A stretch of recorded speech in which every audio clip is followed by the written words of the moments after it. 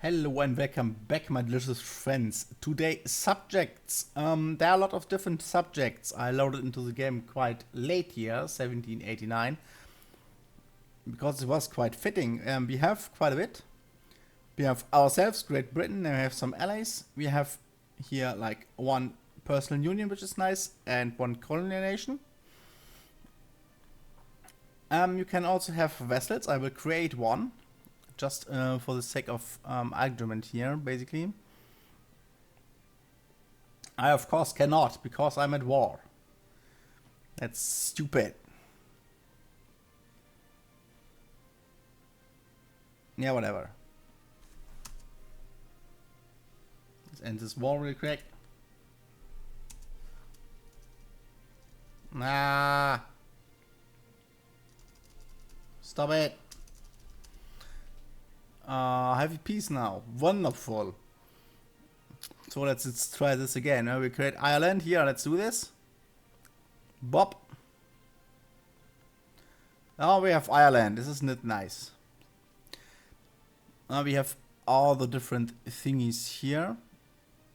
We have here a colonial nation. It's our protectorate. Ireland is our vassal. This is our protectorate. This is our colony. Wonderful. Okay, vassals first. We have this guy here. You can forcefully vassalize people like in a war, like you can attack, whatever. There's one under 100 here. Like this. I could attack Cologne, win the war, and say, you're my vassal now. That's possible. It would end up like this. He would hate me. He loves me, interestingly enough.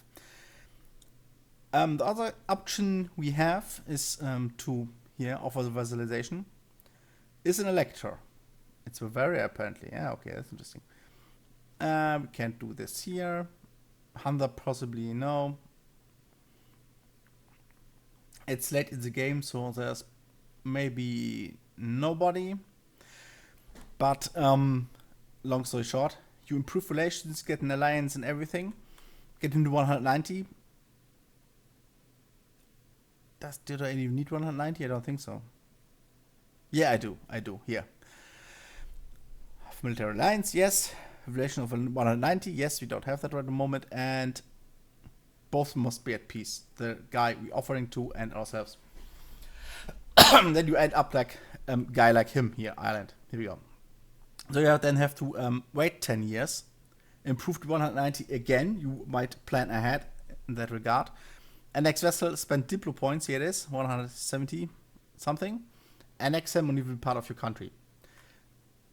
Usually you don't release stuff, except for you maybe have high overextension.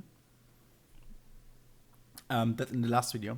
If you have that, you took too much land from France or whatever, like take a chunk and you have too high overextension, release a Provence or something like that. Yes. By the way, not our concern. Go away. Go away. Then, personal unions like this. You have the same dude on the throne. It's, of course, us. Is he? King George von Hanover. Yeah. Huh? No, I'm confused.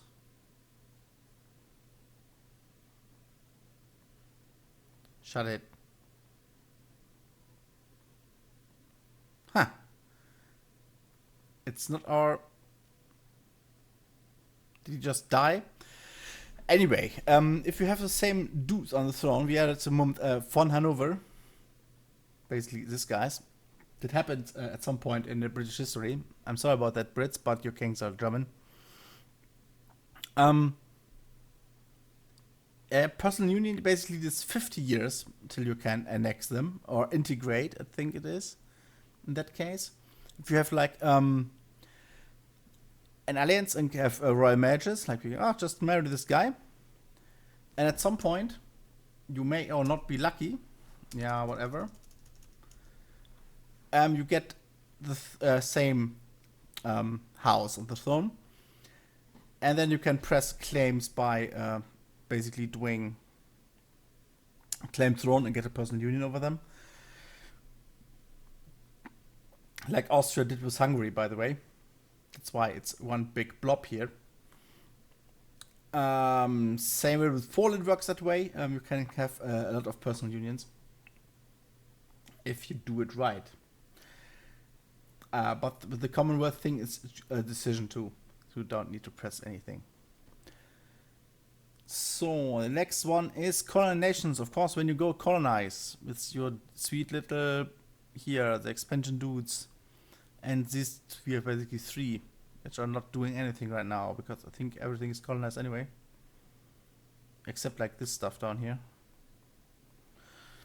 Then you end up with these little motherfuckers here, America, and yeah, well, no, Foodland, which will be Canada in a moment because the liberty desire is too high. If you're all of your vassals and personal unions and colonial nations and stuff like that become too powerful, they do this. Like, no, tariffs too high, you douche, you want to be free now. And they revolt, basically what the USA did. British West Indies should be here, right? Yeah, this too. Some things here. There's, well, is it ours? Yeah, it is. This. Some random little provinces here all around the place. You have to make them happy. They give you random monarch points from time to time.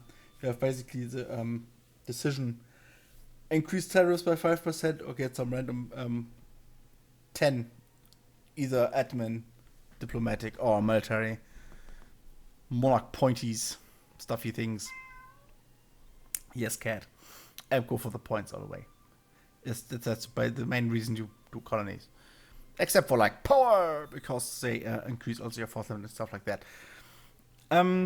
Client settings I will show off in a second. They're basically just like these guys here. I click on this, make a client state, we call it Ulster. You can choose a republic or a monarchy. You want to say local dynasty, of course you go over to my dynasty. Reason for that is you take huge amounts of stuff in the late game when you make just client states all over the place, like Napoleon Bonaparte did in Germany. He conquered all of this and made like little blobs of states everywhere to make it easier to control, like he gave stuff to his uncle or whatever.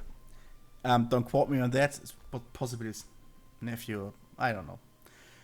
You do this, if you're overextended, again, it's from the last video, if you're overextended over 100%, you can just stuff like Ulster Wales, like, hey, here, you're a state now, you're Ulster. I can make even a little map color, I can change everything here.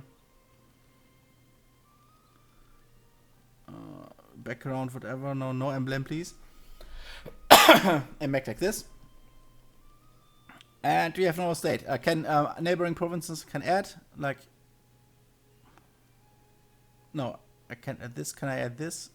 Yeah, I can add this to Ulster or make a new one. And after again, I think after 10 years, yes, I can reintegrate him. It's the main reason for the things faster expansion. It's basically a vassal. Just that this is an von Hanover too, and he loves my sweet face because he's nice. And I think he will have the same religion, but I'm not sure. But it should be. When you vassalize other guys, they usually keep their religion, which is kind of bad. And there are ways with the ideas. I went over the ideas, so I can talk about this now. Which makes client states and vassals and everything better. Which is basically just influence ideas, which is here. Income from vassals better. Num. Did they nerf it? Vassals force limit contribution. And that's about it, I guess. Huh. I remember different things. Anyway, this only is for vassals. This is for vassals and this is for vassals. All of these nations are subject nations, but they're different forms of subject nations. Vassals are different from personal unions, colonial nations, and protectorates. I think client states are a vassal though. Let me check that. They are vassals too. Okay, good to know. Also, there are protectorates. Western nations can't vassalize everybody around the world. So we end up with stuff like Karanik, whatever, and Ud. This guy, his tech is so bad that he has to be a protectorate. Being a protectorate means you can tech up easier, that is. And I think Westernization is easier for them. I don't like protectorates. I just like to conquer them. Is the point, really. In my humble opinion, at least. And so that's it. Subject nations. Thanks for watching. Of course, I love you all, and see you next time. Bye bye.